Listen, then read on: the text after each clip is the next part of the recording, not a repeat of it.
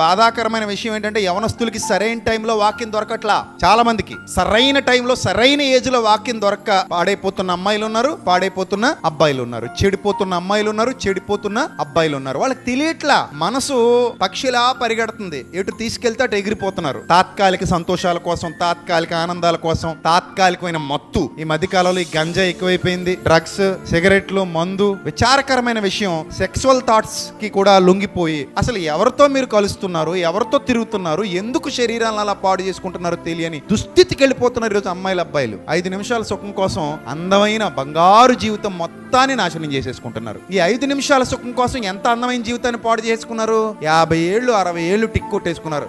నిజంగా చెప్తున్నా, ఒక అమ్మాయి ఓ రోజు ఏడుస్తూ వచ్చింది నా దగ్గరికి. నేను చదువుకుంటున్నప్పుడు మోసపోయాను, తప్పు చేశాను, ఇప్పుడు హెచ్ఐవి వ్యాధితో బాధపడుతున్నాను. అమ్మాయి వయసు ఎంత తెలుసా మీకు? 23 ఏళ్ళు. 23 ఏళ్ల వయసులో హెచ్ఐవితో బాధపడుతుంది ఒక ఆడపిల్ల అంటే అంతకంటే ఘోరమైన దుస్థితి మరొకటి ఉంటుందా? అమ్మాయి జీవితం 23 ఏళ్ళేనా? 70-80 ఏళ్ళు లేదా 100 ఏళ్ళు ఆరోగ్యంగా బతకవలసిన ఒక ఆడపిల్ల 23 ఏళ్ళకి హెచ్ఐవి రోగాన్ని తెచ్చుకొని బాధపడుతోంది అంటే ఆ టైంలో, ఆ యవ్వన దశలో ఆ అమ్మాయికి చెప్పేవాడు లేక, చెబితే అర్థం చేసుకునే స్థితి లేక, మాయ మాటలకు, మోసపు మాటలకు లొంగిపోయి ఇదే జీవితం అనుకొని భ్రమలో బ్రతికేసి ఎవరితోనో శరీరాన్ని పంచుకొని అంతే అక్కడతో జీవితాన్ని కొలాప్స్ చేసేసుకుంది, నాశనం చేసేసుకుంది. ఎంత ఏడ్చినా ఆ శరీరం లోపలికి వెళ్ళిన క్రిమి బయటికి పోయే అవకాశం ఉండదు. ఇప్పుడు అనుకుంటారు, లైఫ్ ని వెనక్కి తిప్పుకోగలిగితే, ఆ టైంకి వెళ్ళిపోయి ఆ పని చేయకుండా అక్కడ నేను ఆగిపోగలిగితే ఇప్పుడు ఈ వ్యాధితో నేను బాధపడను కదా అనుకుంటది అమ్మాయి. ఈ రోజు ఈ వాక్యం వింటున్న మీరు ఎంత ధన్యులో కదా నా చెల్లెమ్మలు. ఒక అన్నగా నేను మీకు చెబుతున్నాను, తొందరపడి 5 నిమిషాల సంతోషం కోసం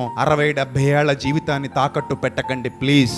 దానివల్ల నాకు మీ అమ్మా నాన్నలకు వచ్చే ఉపయోగం ఏమి ఉండదు, కానీ మీరు మాత్రం లైఫే కోల్పోతారు, లైఫే కోల్పోతారు. లైఫ్ కంటే విలువైంది ఇక్కడ ఏది లేదు. ఆ తర్వాత ఎంత ఏడ్చినా మళ్ళీ అది వెనక్కి తిరిగి రాదు. బతకలేక, చావలేక, చచ్చి బతకాల్సిన పరిస్థితి వస్తుంది. అప్పుడు చేతులు గాలిపోయాయి, ఆకులు పట్టుకోవాలన్నా ప్రయోజనం ఏమీ ఉండదు. సో అందుకే చెబుతున్నాడు, దేని చేత మన నడతను శుద్ధిపరుచుకుంటాం మనం? యవనస్తులు దేని చేత మన నడతను శుద్ధిపరుచుకుంటారు? జాగ్రత్తగా చూసుకోవడం చేతే.